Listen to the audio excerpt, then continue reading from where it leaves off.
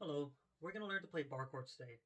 Bar chords are universal shapes on the guitar neck that can imply two types of chords, either major, which is happy sounding, or minor, which is sad sounding.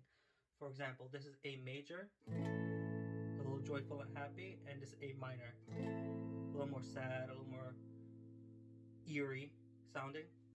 These chords are used commonly in all music, pop, reggae, metal, anything you could think of.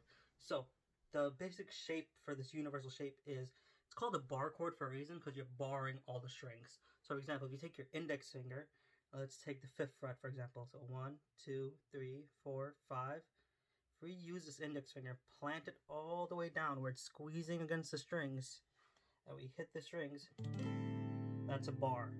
So that's the first step. We need the bar. After we have the bar, we need to assign some other fingers. So we need to have the ring finger, 2 frets down and 1 string down, and the pinky finger below that. If you do that, you'll have a minor bar chord. So if I strum this, it is minor sounding, right? And I can move that anywhere on the neck. So this is an A, over here is a G. So if I bring it over here, same shape, G minor. We're bringing one down, G flat minor, and so on. So this is the universal shape. So now that we know that minor shape, the major shape is almost identical. You're just adding one extra finger. So for example, if we go back to the A, make that minor chord that we just learned, right? And we add our middle finger on the G string in between those 2 frets where you already place your fingers, it makes it major. Now it's happy, joyful sounding. So simple as minor, and now we put our finger down, major, minor, major. So if here is A, this 5th fret, and this is G, if I wanted to go A minor to G major, I would do something like this. Minor bar chord, right? And then we go down to the G, same thing, but now we plant our middle finger down, strum that, and we got major. So now we learned 2 shapes.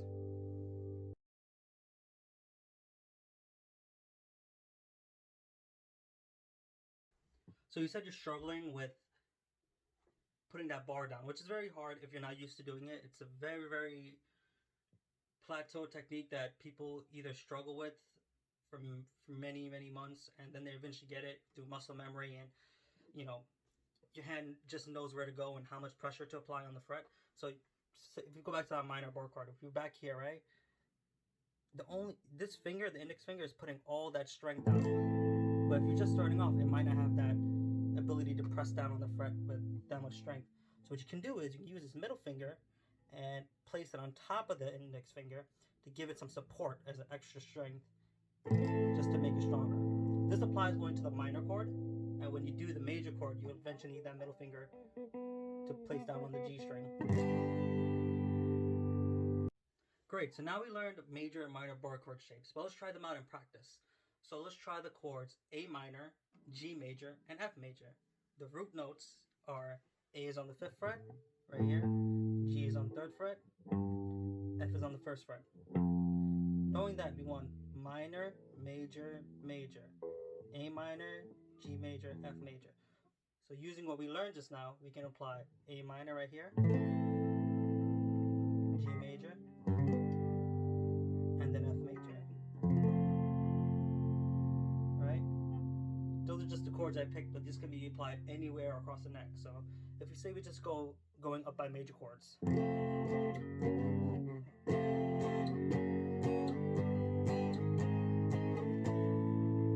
Or if we go up by minor chords.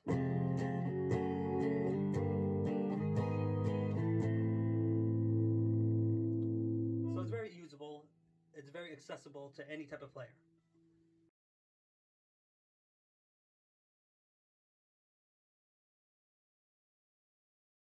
If you're still struggling with the bar chords, which is completely fine because everyone struggles with it, it took me about a month, almost 2 months, just to get my comfortability down of taking my hand off the fretboard, putting it back on, and playing. What you should do is do exactly what I just said. Put your hands on the fret, don't use your right hand, get it everything where it needs to be, take your hand back off, and put it back exactly where it needs to be. This is a little technique that would help you keep on getting where you need to go, going to the bar chord shape without any errors over and over again. This will enhance your muscle memory. And then you do the same thing with major, just by adding the middle finger down. And then, once you get better, quicker at it, and you're still having all that strength down in the index finger, you can use your pick or your fingers and strum it. Minor, major, minor. See? So, now let's do that same progression we did earlier. A minor, G major, F major. Right? Just do it with me.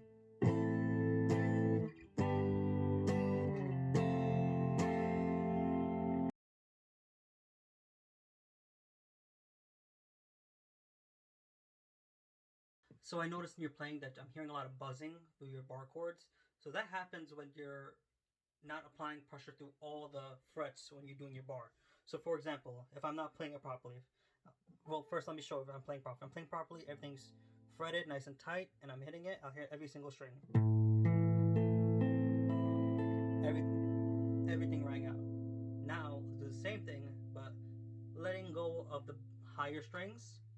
So I'm not applying pressure around this area, and you'll see how it buzzes. Hear that?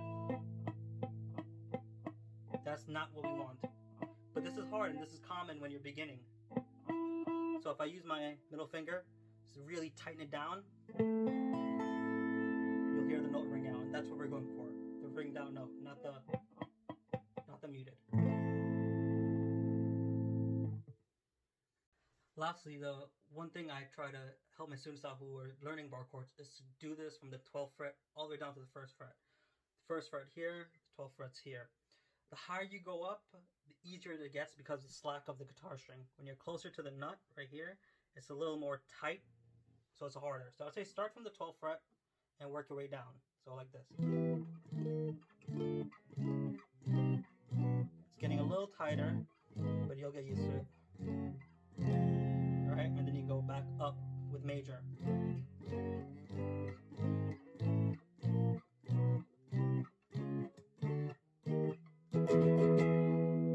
Right? So this is a great exercise to practice going up and down the fretboard using those bar chords.